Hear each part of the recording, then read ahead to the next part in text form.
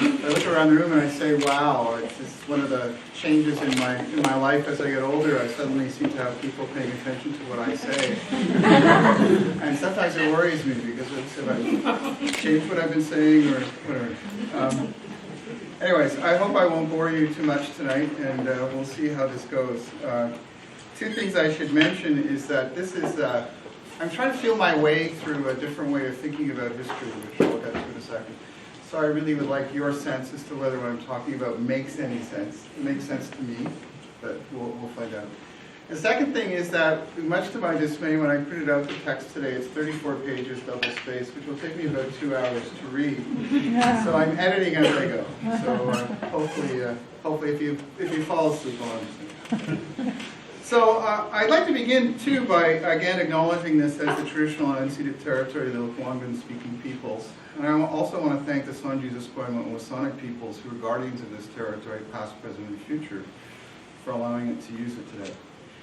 I begin with this acknowledgement, not just for reasons of political correctness or what today might even be considered to be common courtesy, but because without such knowledge, such acknowledgement, it's all too easy to forget that we live at the tail end of history of colonization and racist exclusion that continues into the present. It also means that there are people among us who have very different connections to this place than people like me. Some people, such as myself, this connection is a matter of a few others. For others, it's one that goes back as long as human memory goes back anywhere in the world, in effect, to the beginning of time. And then that we need to remind ourselves of this through such an acknowledgement is in many ways the point of my talk today. I'm also deeply honored to be giving the Neil Burton Memorial Lecture.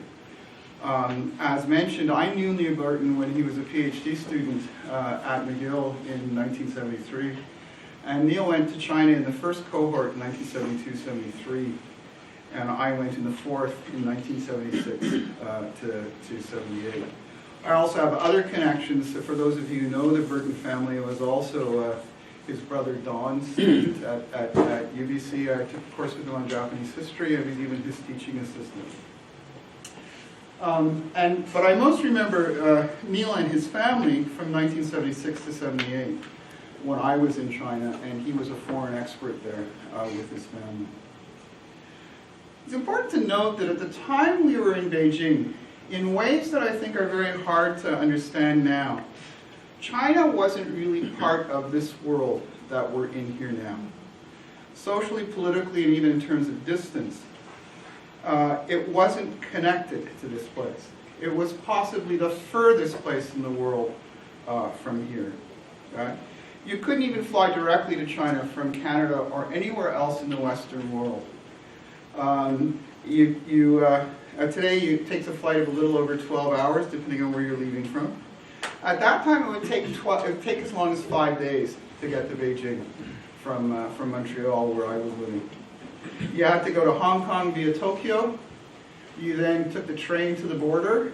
You walked across the border at Shenzhen, which was a sleepy little fishing village with a tiny little outpost, little railway bridge. You then took the train to Guangdong.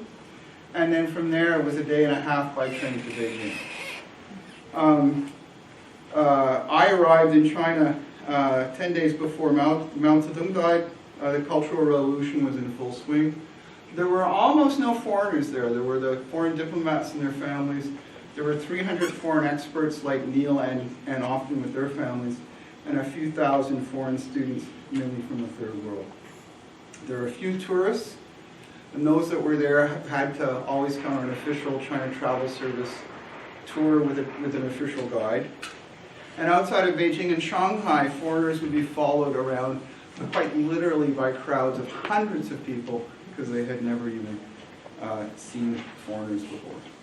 And China was the hidden kingdom, as mysterious to people in the West as it had been before the Opium Wars of the 19th century. And the opening up of China to the world was only beginning when I left in 1978. In fact, the rehabilitation of Deng Xiaoping was only officially announced as I was en route home. I returned to China for the first time after an absence of 36 years in 2014.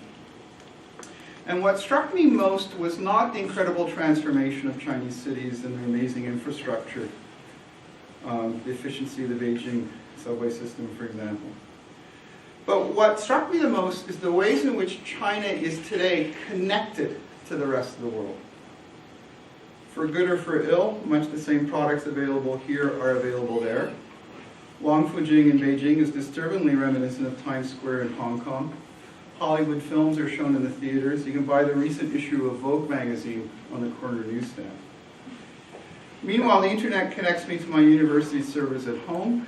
Newspapers and television, internet news feeds report on many international stories, much the way they do here. And most of all, people go in and out of the country relatively unhindered. And today, foreigners are virtually unnoticed in even the smaller centers. So China today is part of my world. Students from China take my classes at the University of Ottawa. I even have the card of the Xinhua News Agency bureau chief in Ottawa in my Rolodex. It's not really a Rolodex, in the pile of cards that I have. And I regularly deal with the education delegation of the Chinese embassy for business reasons. And in fact, on Wednesday, I'm flying to Wuhan, where I'm going to spend 2 weeks visiting the Faculty of Education of Central China Normal University. But as much as we are connected to people and things Chinese today, there's a powerful sense in which China remains the unknown country to people in Canada. The connections that we live do not translate into the depth of knowledge needed for genuine understanding to develop common projects around the problems of our time. And it's this connectedness and their effacement in the networks of cultural representation that surround us that I'd like to explore with you today.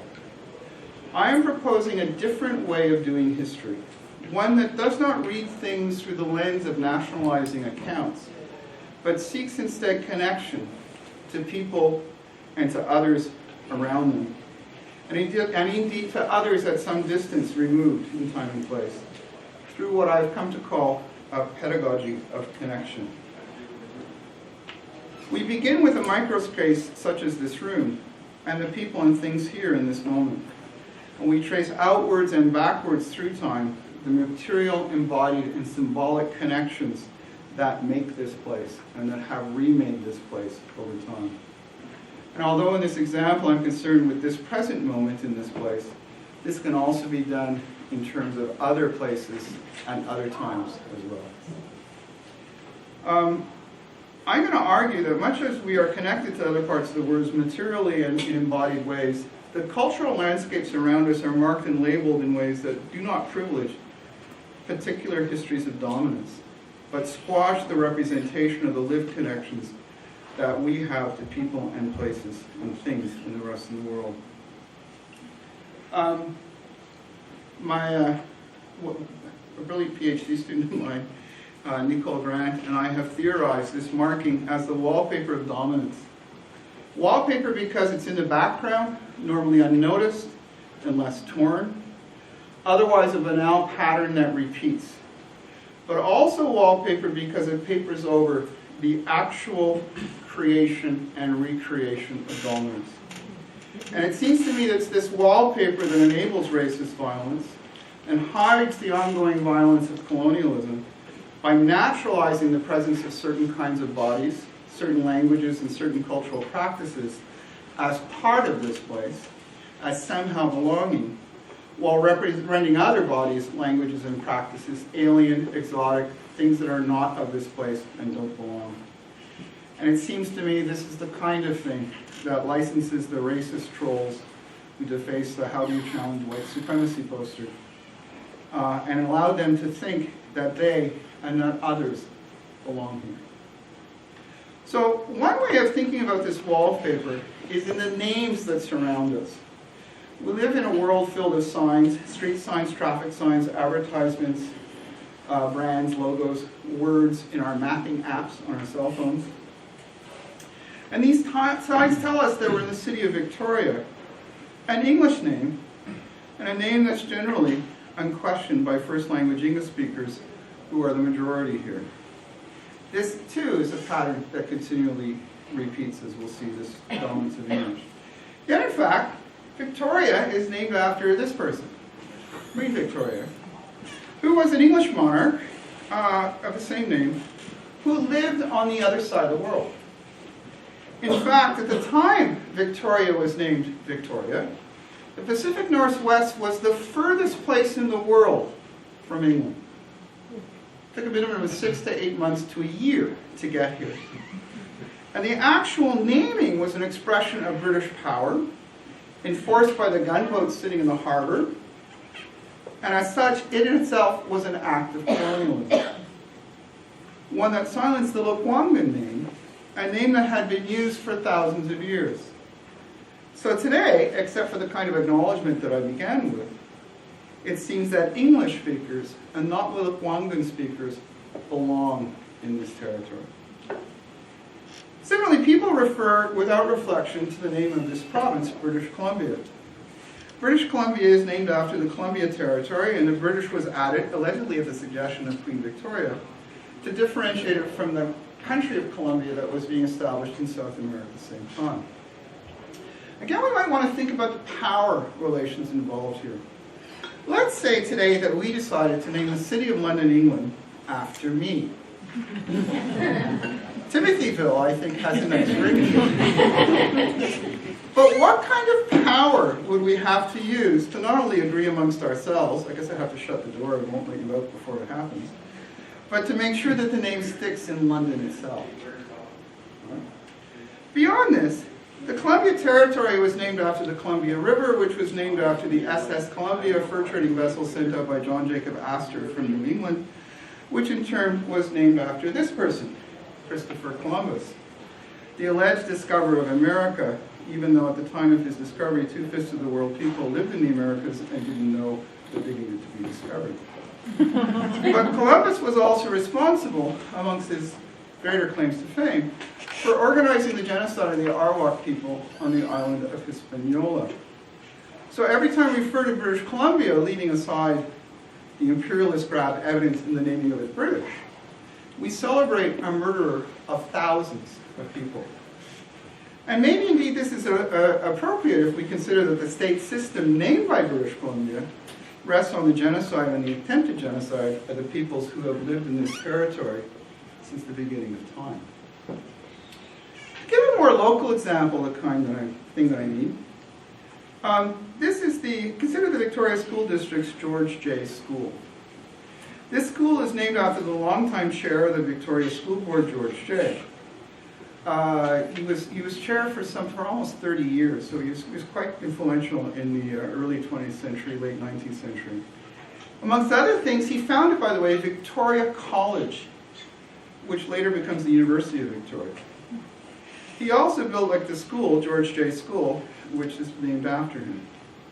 Yet he was also the principal force behind the racist segregation of Chinese Canadians, and argued for their segregation throughout his career, spanning several decades. And one reading of this is that the only reason that the George J. School in Victoria today is not racially segregated is not because George J. saw the error of his ways, but it's because of the resistance of Chinese Canadians to their segregation, including the 1922-23 student strike that they organized, when the school board sought to extend a partial system of segregation applying to recently arrived students from China who didn't speak English, to one that affect all racialized Chinese students. And something to think about here is, what are we teaching young people when we name the school after George J, rather than, for example, Joe Hope, or Lo Kwang Zhou as his Chinese name was, who was the second generation Chinese Canadian who led the student strike. For a long time, I've been critical of nationalist approaches to the past, and histories tend to be told from the points of view of particular national communities and actors. Meanwhile, studying and teaching tends to be organized along national lines. So we tend to be historians of 19th century India or 20th century France. The problem, as I've argued, is that these histories, at least in Canadian context, cannot account for the racisms and colonial violence that have made and continue to make this place called Canada. While, as the new Canada Hall of the Canadian Museum of History shows, it's possible to make a more inclusive history, to represent Indigenous peoples, for example, as actors throughout Canadian history, for example. or to represent what the museum would call the two sides of John A. Macdonald, his role as nation maker and his white supremacy and genocide of indigenous peoples. This history still denies both the effect of racism and colonialism in not just making injustice, but in making dominance, and in subjugating people in ways that continue into today.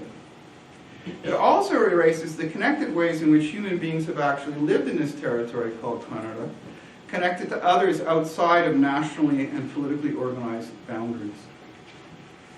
This includes, for example, the ways in which John A. Macdonald's activities himself of nation building were part and parcel of British imperialism, a fact that he celebrated. In fact, he's probably the most successful British imperialist of the 19th century. His land grab in the Hudson's Bay Company purchased this, and I think it's the single largest land grab in the history of the British Empire. The project of Canada was very much a local part of a much larger product of British and European imperialism that came to dominate the world. And indeed, nationalizing approaches tend to erase the connections that many of us actually have, whether to relatives and friends in other countries, or indeed, if you come from the part of Canada where I come from, where you try to travel to on your holidays. And this is not new. We know that the Indigenous peoples of Canada had long lived connected to others. So I live within Ottawa, which is on the traditional land city territory of the Anishinaabe Algonquin, and I'm within a stone's throw of Chaudière Falls, and the place where the Ottawa, Gatineau, and Rideau rivers meet. And for thousands of years, this was the place where all the indigenous peoples of northeastern North America met. And to give another example that I just learned about recently, apparently Dene and Navajo are basically the same language. When you become a director of an Institute of Indigenous and Aboriginal Studies, you learn things like that. So Navajo is Southern Dene. All right? Who knew? I guess they did. I'm also not convinced that an exposure to an inclusive history changes the points of view or understandings of the racist trolls who defaced the poster. It would have been helpful to explain to the woman who asked Jagmeet Singh, the new NDP leader, whether he was going to impose Sharia law, to explain that in fact he's a Sikh and not a Muslim, or that there aren't that many Muslims in Canada to begin with, and the ones who are here don't really want to impose Sharia law on anybody. Recently, the cultural anthropologist Ghassan Haj from Australia has noted what he calls the failure of anti-racism, an analysis that I regretfully agrees with. He argues that anti-racists have approached combating racism much the way we do in academic debate, correcting mistaken premises and providing more secure knowledge. And that we failed utterly to address the effective conditions that make it believable that Mr. Singh is a cover for the Islamicization of Canada and allows the trolls to engage in their violence without ever having to confront the human consequences of their actions. And here I think it might be useful to remember Hannah Arendt's conclusion about the social basis of totalitarianism. In her landmark study, The Origins of Totalitarianism, she asked what made totalitarianism possible? What made the program of the Nazis and Stalin possible? What allowed the perpetrators of the Holocaust, for example, to work 8 to 4 shifts, murdering people, and to return home to their families at night? What enabled Stalin's purges and imposed famines and the murder of millions to be done in the name of building socialism? And her conclusion is at once devastating and I think a must-read for all critical scholars. She said the social basis of totalitarianism was not the brilliance of the movement, if you want, in some terms, or their ruthlessness. It was rather what she called the most radical and most common of human experiences, loneliness. She argued that the totalitarian program was to sever the ordinary links that bind people together, what she called the common sense that more than one person lives in the world, a sense that arises from daily interactions with others, so the sharpness of our ideas get lost. Instead, the lonely man, as she called him in the sexist idiom of her time, could follow the logic of an idea to its ultimate conclusion until it defined common sense, the sense that we gain from living together in a common world. Seems to me nationalist histories of any kind cannot create the connections needed to counter this severing of common links. Because ultimately the goal of every nationalism is to create an us and a them, and if need be, to mobilize this us to murder that them. Instead, it seems to me, we need to find a way of binding us together, an approach to history that connects people together in ways that would make the idea of a troll attack unthinkable. And it seems to me, understanding the microspaces we inhabit through a pedagogy of connection across time and place and distance is vital to addressing what Arendt would have called the problems of our time. And the challenge is that the wallpaper of dominance papers over our materially embodied and symbolic connections so they're not recognized. So let me illustrate what I mean here. First, what I'm talking about is a pedagogy of connection. I come from a faculty of education, so I have to talk about pedagogy. But I think about histories of microspaces outwards and back. So if you look at this place, this room, how did this space come to be as a material space? How did everything in it, the chairs, the walls, the seats, the glass, the design, how did that come to be here?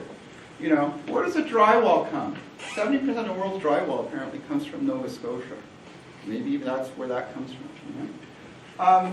How is this space constructed symbolically? So if we look around the room, what do we see? Well, I see a lot of Roman letters.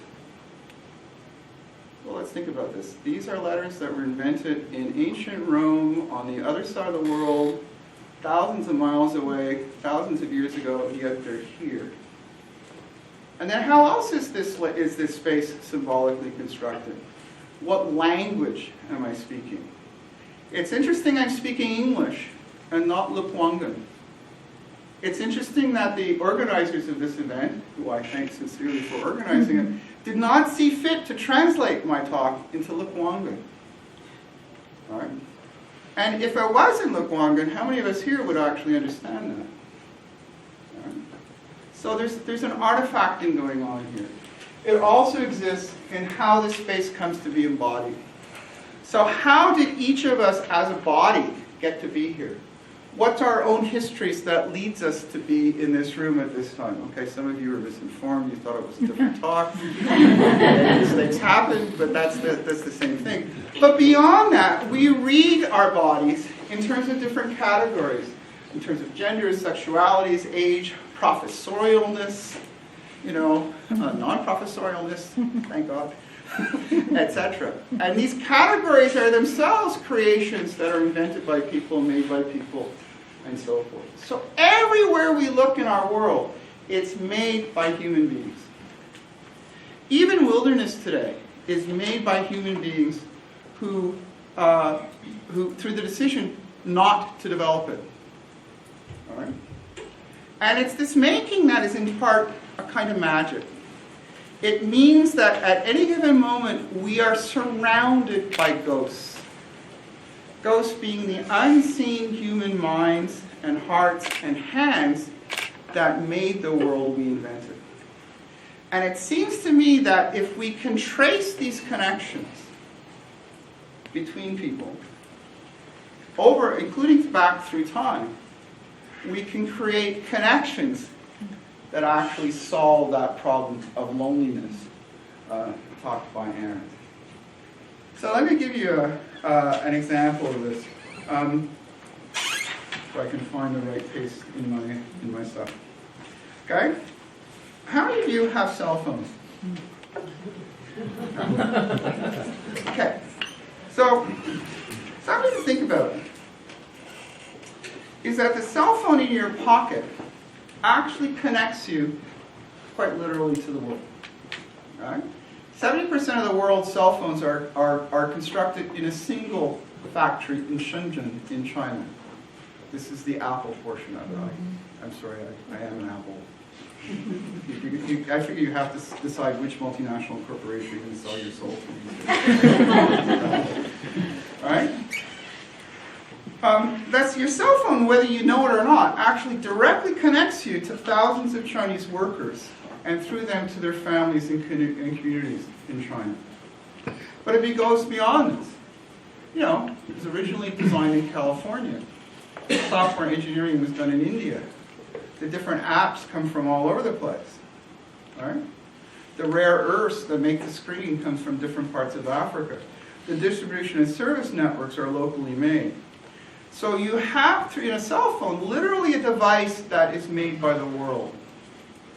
Now, I'm not a great fan of globalization, but this is a pretty neat aspect to it. If you think that even more remarkably, it can connect you directly to 4 billion other human beings who are the people who have access to the internet. This has never been possible before in human history to have a human conversation on that stand. Now, at a whole other level, the fact that your cell phone was made in Shenzhen would say, well, that's about China, that's about us. It's got nothing to do with us here in Victoria. It's got nothing to do with the history of people here in Victoria, so what are we talking about? But in fact, I'm going to argue they're directly connected through what I argue was the most important political event ever to have been taken place in what is today Canada, which took place in Victoria in 1899. Right? As you may know, at the time British Columbia entered Confederation, this was an indigenous territory in which there were only a few thousand non-indigenous peoples. That's in 1871. And as the historical geographers Cole Howris and Robert Galwa have argued, and indeed many a historian of the Chinese in Canada have argued, the Chinese were a significant group in this territory, as were the European colonizers. In fact, I think there's some evidence to suggest they were the majority of the non-indigenous population. And from the moment of their arrival, they participated in the civic life of the emerging community, voting in elections, for example, contributing to the subscription campaign that built the Royal Jubilee Hospital. They cleared the land, built the roads, dikes, mined for gold, traded with First Nations. Despite this, or perhaps because of it, the third act of the British Columbia legislature banned so-called Chinamen, along with First Nations people, from voting. And by the late 1890s, disenfranchisement had made other invidious policies possible against the Chinese. Other legislation banned them from the federal vote. The immigrant workers and their family members had to pay the head tax. People of Chinese origins were largely ghettoized in Chinatowns, while dozens, later close to 200, provincial pieces of legislation barred them from working for the government on Crown timber licenses, and popular violence closed many parts of British Columbia of the territory to them. On the face of this, the Chinese fought back, organizing mutual aid associations, using the courts to challenge the worst legislation, sometimes successfully, organizing politically, such as forming the Chinese Consolidated Benevolent Association in this city, which David Lai has correctly characterized as a Chinese government in Canada. But still, exclusion and violence persisted. Now, these immigrants were connected to people and things Chinese. So this is an example. This is Yip Song, who was the major leading Chinese merchant. He lived in Vancouver in this period. He'd actually had helped build the railroad. He was fluent in English, amongst other things. And he also subscribed, and you can see it in his archival collection, the city of Vancouver, to a news magazine that came out of Yokohama, Japan, on current events in China. It was published in Chinese. Right? So people like Yip were connected to developments in China. They were aware of such things as the self-strengthening movement that had started in China during the Taiping Rebellion, or Revolution, through which China had been seeking to regain the wealth and power of the West, so that it could assert itself in the face of the aggression of the foreign powers. That's when news reached them of the 100 Days Reform movement in 1898. They were hopeful that a strong China would mean they would no longer be oppressed in British Columbia. When the Empress Dowager Cixi ended the reform through a palace coup, imprisoning her nephew, the Kangxi Emperor, and ordering the execution of the leading reformers, the instigator of the reform, Kang Youwei, was able to flee the country, first to Japan, and then in the midst of rumors of assassins personally dispatched by the Empress Dowager, arrived in Victoria, BC. In Victoria, he was greeted by Yip On, the nephew of Yip Song, who had been sent here by Yip Song to talk to him. And there, in 1899, in conjunction with leading Chinese merchants of British Columbia, he founded the Chinese Empire Reform Association, or Bao Huanghui. I have to be careful as I talk here, because the real expert on this is my colleague, Zhengping Chen, who knows this all much better than me and will correct me when I get all this wrong. So I formed the Bao Huanghui in Victoria, 1899. This is the first political party in Chinese history. By 1903, it had a worldwide membership of 500,000 people. It pioneered the organizing systems and in overseas Chinese communities and so forth, later used by Sun Yat-sen and the Revolutionary Party in creating the nationalist revolution. As such, it is the direct precursor to the Chinese Communist Party, an organization today that has a mere 90 million members, and is responsible for the policies of self-strengthening that created the special economic development zone in Shenzhen that brought you the cell phone in your pocket. So we are surrounded by material connections of this kind. Think for a moment about the pathway outside this building that connects to a roadway that in fact connects to every roadway in the Americas, even if you do have to take a ferry. Right? This too is a connection. These are connections that people have made, that people live. Right? Whether it's the coffee that you're drinking, or it's the clothes you wear, or the pencil you're writing with, whatever. These material things connect us to other human beings across and despite difference. So I start with the idea of material connection, in part because of my former Marxist heritage, but I fundamentally start with it because this is the thing, these material connections are the things that actually allied difference. How the material goods are distributed in ways that are unequitable actually creates difference. But the things that we use that make our world have been made by human beings despite difference and across difference. And in some senses, through difference. Right? So that's just one example that I want to give of this kind of connection. Yeah? So the second thing in my framework, which I'm not going to spend too much time on, because if I do, I will be here till midnight, is the idea of how this space comes to be as manufactured as a symbolic place. And one of the things that marks it is the dominance of English. Right? Or in where I come from at the University of Ottawa, we allow some French here and there because but it's still the dominance of English. Although I do go to administrative meetings where everybody speaks French, so the administration at the University of Ottawa is dominant French, but the rest of the place is dominant English. Okay, so how did this get to be here? All right, this is actually a process that was constructed.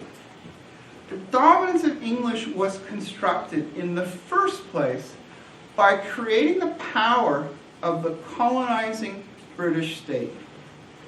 And it was created on this territory through the use of gunboats. Up through the 1850s, 1860s, there were multiple villages that were shelled by gunboats, which is the most highly developed military technology in the world in the 19th century, was the Royal Navy gunboat used here. In fact, the last gunboat action was in the early 20th century. The last time in this country that military action was used against indigenous people was in Gustafson Lake in the 1990s. In 1990, they brought F-118 fighter jets at treetop level, or the village of Ganasataki, every 15 minutes during the Oka crisis. So this is not just a distant past that military force has been used. It's still used to create dominance. Right?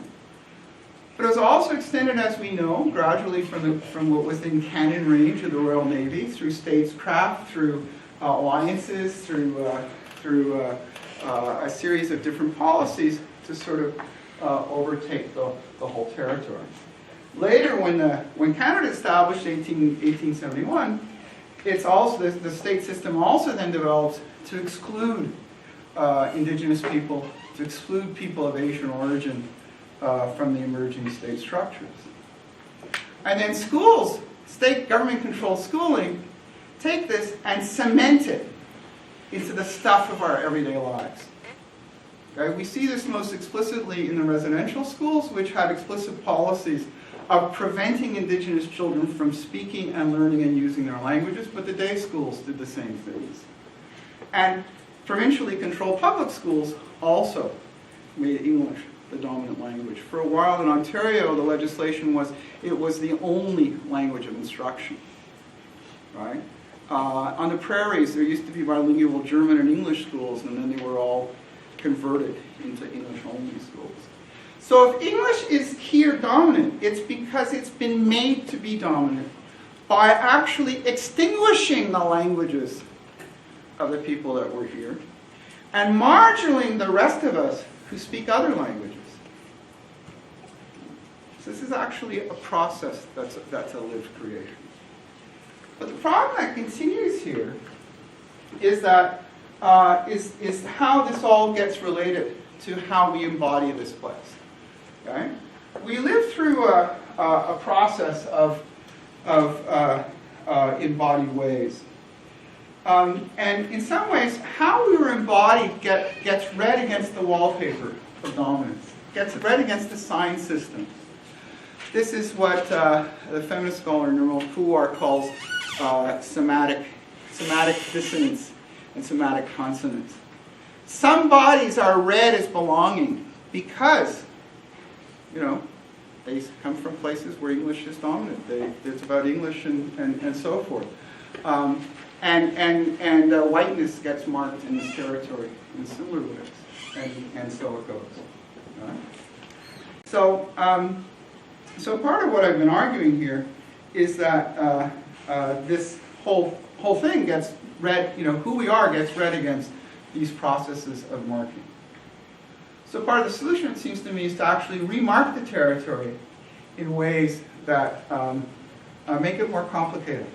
That actually, the city of Toronto, which I generally don't look to for much of anything, but the city of Toronto, to its credit, is in the process of adding in, depending on where they are in the city, the local Indigenous language in every street sign. As they renew the street signs, they're putting in the Indigenous transliterations for this. This is a way of actually marking the fact that Indigenous people have been there for thousands of years longer than the other people. Right? There's one phenomenon that I sort of want to talk about just fairly quickly that sort of brings all three of these things home. And this is such a taken for granted notion to us that we actually don't think about it too much. And that's the idea of private property. Everything we see here is property. We even see ourselves in terms of property. And people who engage in violence against others also see them as property that they can violate quite literally. All right? But this notion of property is itself a product of this history of exclusion and violence. So I'll give you an example of how this comes to me. So our notions of property are common law property that come from England. It's part and parcel of this colonizing property. Okay? But my favorite example is around this man. So John A. Macdonald, as we know, is celebrated as the father of this country. Maybe I'll wonder who the mother was. But he's mistakenly called first Prime Minister. It's not true. Mackenzie King was the first Prime Minister. At the time Macdonald was Prime Minister, the only Prime Minister was the head of government of the United Kingdom. But that's just a historical figure. Yeah. But Macdonald, in his career, there's two significant things that he does. So 1885, during the Dominion Franchise Act, piece of legislation he called his greatest triumph, by the way, he created a federal voting system based on ownership of property. Right? And he excluded from that federal voting system people of Chinese origin. At first he said, introduced an amendment defining a person as excluding a Chinaman. When a member of the opposition asked if people from Hong Kong were Chinamen, he thanked the member and changed it to read, excluding a person of Mongolian or Chinese race. This, as far as I know, the first time in the British Empire that race biologically defined is used to determine political rights. Right? And the fact that he had to do this, by the way, shows how it was not common sense at the time that people in Hong Kong who were British subjects were of Chinese race. So you had to actually make that connection for people, something that had to be invented. When pushed by the opposition to question him and said that this was, they're as good British subjects as you, and the Chinese in Montreal are fine, upstanding men, and so forth, he retreated into even more racist arguments. He said the Chinese, if they would control the vote in British Columbia, and they would then send their representatives to Ottawa, and in the even balance of parties, they would impose their alien ideas and Asiatic principles on us. Right? And he went on to say, Chinese need to be excluded because the cross of the Asiatic and the Caucasian is like the cross of the fox and the dog, and it cannot be sustained. And if the Chinese come to Canada, we should have a mongrel race, and the Aryan nature, the future of British North America, should be destroyed. So Macdonald's vision was of an Aryan nation, right, by which he meant a pure, white, unspoiled nation. Right? What's interesting, people say, well, he was a racist, so was everybody else. In fact, his comments shocked the House of Commons.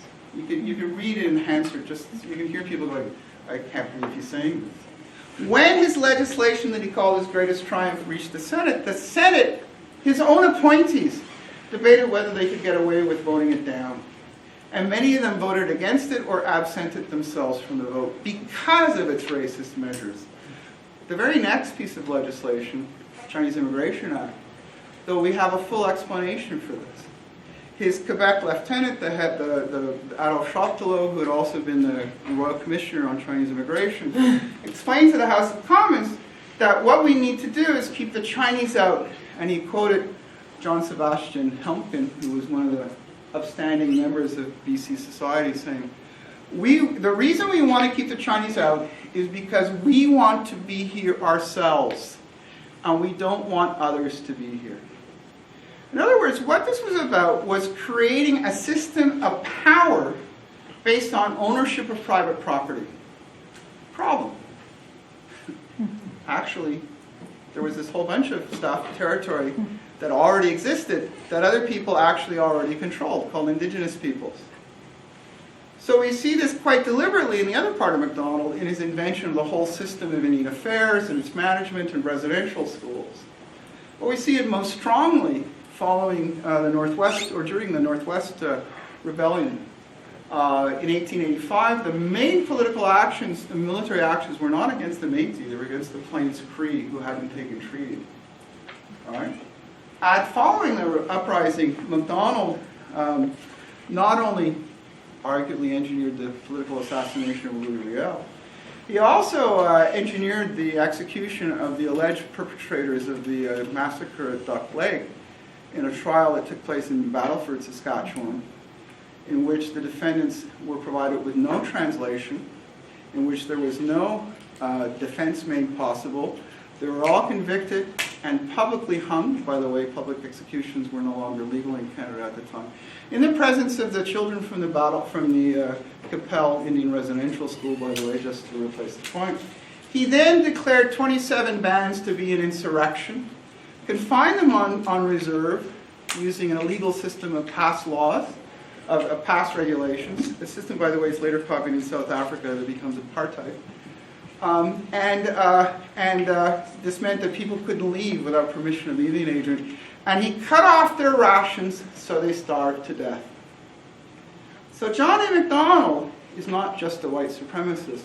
He too is an architect of genocide, quite specifically, directly himself.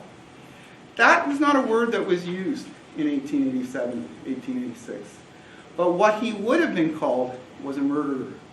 And that was against the law at that time in this country, too. All right? So we need to remember this when we think about commemorating people. So part and parcel, this whole process of colonization was to take the territories of indigenous peoples and to convert it to the private property of people of European origins.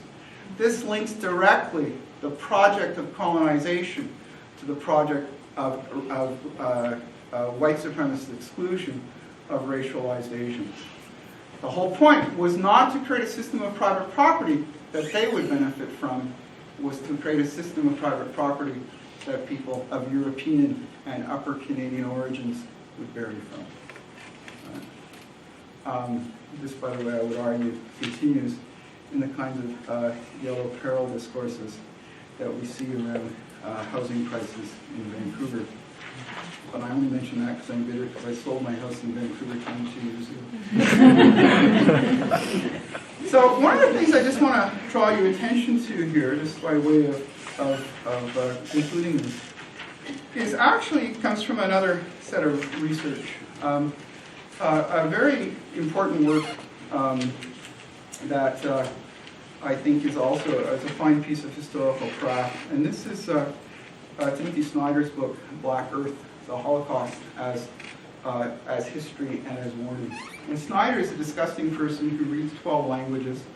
And he's reviewed the secondary literature and archival sources on the Holocaust, and he said really has, how should we say, challenged everything I thought I knew about the Holocaust. So he's shown that it wasn't produced by a set of Nazi indoctrinated people. It was produced by ordinary human beings. The Holocaust starts with the massacre at Baba Yar outside of Kiev, conducted by the Reserve Bremen Police Unit.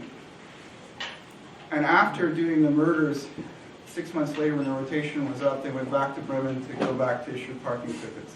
And they wrote letters home justifying their actions, saying it was better for the Jews that we killed them because it was kinder, because otherwise they'd starve to death, without pausing to think that perhaps the Nazi policies they were enforcing was what was causing Jews to starve to death in the first place. Right? He shows how in different parts of Europe, local populations who weren't Jewish actively participated in their genocide. Mainly in order to get access to Jewish property. And he further argues that the basis of all genocides is property. And the way they work, and this is the warning part of his book, is first you create an other. You create an us and an them. Then you say, why should they have so much when we have so little? And you say, okay, well, why don't we just redistribute some of their stuff to us? They tend to get a little bit upset. Okay, we'll remove them from this place. And then we can take their stuff. Now that we remove them from this place, there's a problem. They might come back. So the solution there is, well, you kill them. And he argues that's the basis of all genocides. Of the genocide, the Armenian genocide, of the Rwandan genocide, and of other genocides.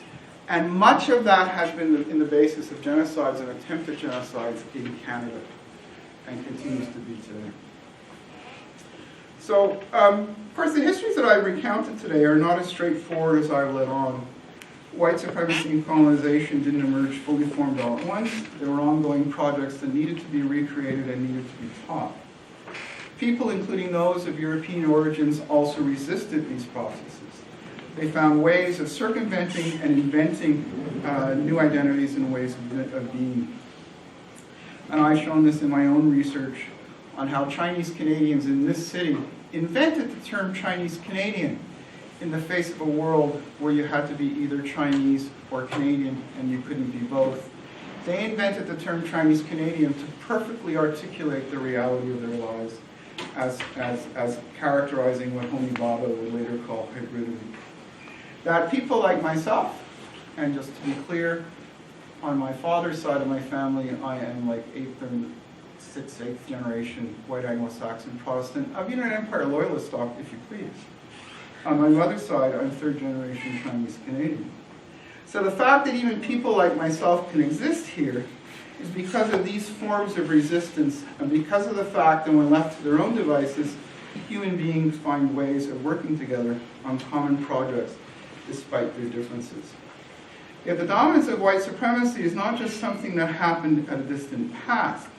It's continually being recreated in banal everyday acts, such as every time we use the names Victoria, British Columbia, George J. School, or celebrate John McDonald. Now, with the alternative narratives of Canada's history that I've touched on, one that takes racisms and colonialisms and moves them from the margins to the center, that establishes the racist foundations of Canadian historic formation, change the view of the racist trolls who deface this poster. We're to lead people to understand that Jagmeet Singh is a Sikh and not a Muslim. We're to stop the 1/3 of Canadians who voted in the last election for the federal Conservatives, either because of or despite their support for Islamophobic proposed barbaric practices act.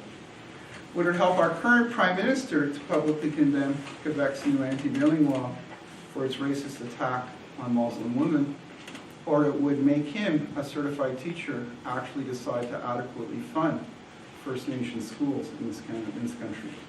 I fear not. I don't think it's just a question of replacing a bad history with a good history.